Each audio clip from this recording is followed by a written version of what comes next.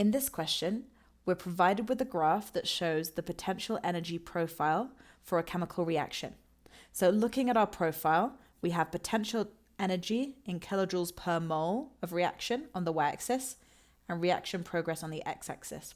And typically when we've seen these graphs, they've shown reactants, transition state, and products. But this is now showing a multi-step reaction. So we've got reactants, a first transition state, then we have an intermediate, then a second transition state, and then the products. So we have multiple steps in this reaction, and we're going to be finding the activation energy for each step.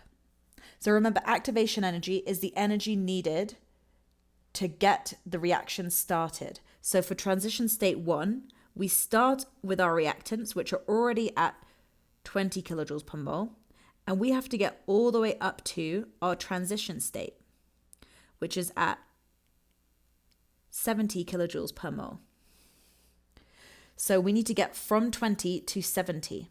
So for the first activation energy, it's going to be 70 minus 20, which is 50 kilojoules per mole.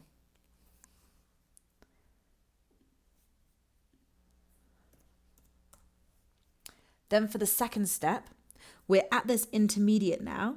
The intermediate is at 30 kilojoules per mole of potential energy.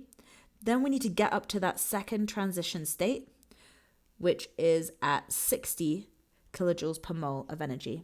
So for the second activation energy, it's going to be 60 minus 30, which gets us 30 kilojoules per mole for the second activation energy. Lastly, it asks, what is the rate determining step?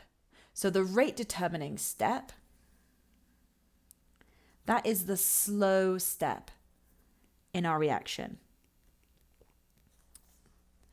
And the slow step is going to be the step that has a higher activation energy. Because the higher the activation energy, the less likely it is that a given particle is going to have enough kinetic energy to meet that activation energy. So the step that has the higher activation energy is step 1. So that's going to be our slow step, in other words, our rate determining step.